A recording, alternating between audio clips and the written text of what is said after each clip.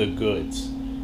Basically what we're going to be installing new, which is a completely new hydraulic clutch system. We're going to start with the not so fun stuff. Slave cylinder, master cylinder. Both of these are made by Beck Arnley.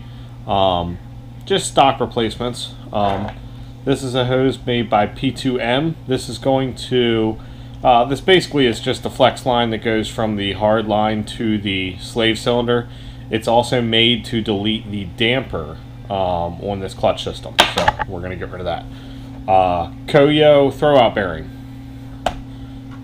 pilot bushing. I can't remember who makes this, but it's a pilot bushing. Transmission mount. Not really much to say about that either. It's just a stock replacement. I didn't want to go with the solid mounts because I don't know. I'm just not ready to go solid mount. We got some Redline MT90 for our transmission, and then we have the semi-high temperature clutch brake fluid, .3 brake fluid. But the real goods we're going to be installing, boom, center force dual friction clutch. I had a center force clutch in my old Nissan Frontier. The Nissan Frontier was fully built. It had nitrous. It made about 300 horsepower. I had a dual 6-puck clutch on that truck, and it never slipped once. This clutch is not as aggressive as that clutch. This one is a 6-puck on one side and a full face on the other. Let's check it out.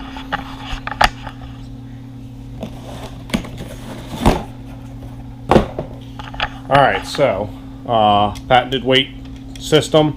Had that on my Frontier. It helps with just balancing the forks and making the clutch last longer. But the real goodie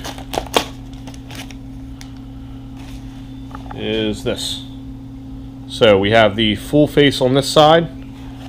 If we flip it over, it's got actually this is an 8-puck design on the other side.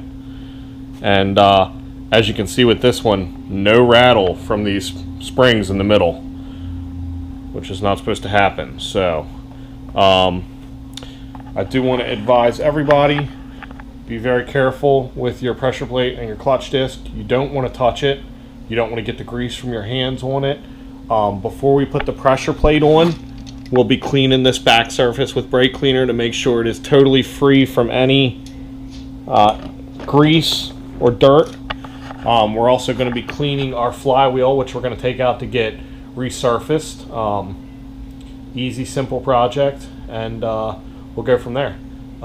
Stay tuned to see me put all this new stuff back on and hopefully go through a braking period before we apply full power to the motor. They recommend 500 miles. That's going to be real hard. We're going to start with the master cylinder and work our way back to the slave cylinder and then get the flywheel and the clutch on.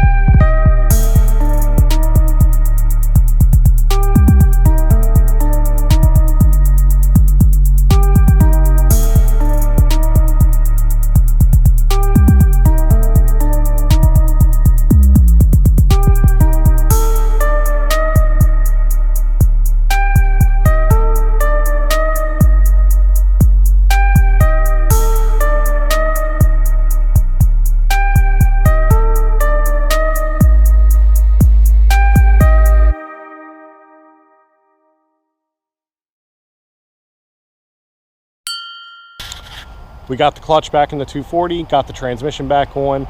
It was a biatch. I did it by myself. I actually filmed it and then accidentally deleted the footage before I went to the Drift Nirvana. So sorry about that. I got all the other footage from installing the clutch and the flywheel and the whole rest of the clutch system, but I didn't get putting the transmission back in because I accidentally deleted it. So sorry about that. But the clutch is back in. I did go rip on it a little bit just to make sure that everything was working properly, and it works amazing. The clutch pedal is insane. It's fully disengaging, but I swear you could push this thing with a pencil. It's so soft. So a little weird because it's now the softest clutch out of all of my manual cars, which I have 4 of them. So that's a little interesting, but it seemed to grip up pretty good. Obviously, I didn't give it full throttle. I probably gave it at the most maybe 60 or 70%, but it held up. Everything worked great. I'm glad I have an entirely new clutch system. So it's still running rich, obviously, because I didn't really mess with the tune yet. I have a couple quick things to fix with the ECU, and then once I get that done, we're going to go ahead out and start street tuning it and get a good street tune on so that we can go rip on it. And then once the 500 miles break-in period is up, we're probably going to take it to a dyno and finish up the tuning there so we can tune the spark map and everything like that. So, but yeah, we have our misfire issue that we need to take care of. My coil pack mount actually fell off the front of my motor, so we got to find a new way to mount that, a better way to mount that. And my ECU is having a little power issue. It seems like it doesn't want to reset unless I unhook my battery, which means that somewhere it's getting back-fed 12 volts even when the key is off. So we just got to do some electrical testing with that and figure that out. Once we get those three things straightened out, the 240 will be ready to go, and we can get it tuned up, and then we'll be ripped on it. If you like the channel, stay tuned. Like, share, comment, subscribe, and I'll see you guys on the next one.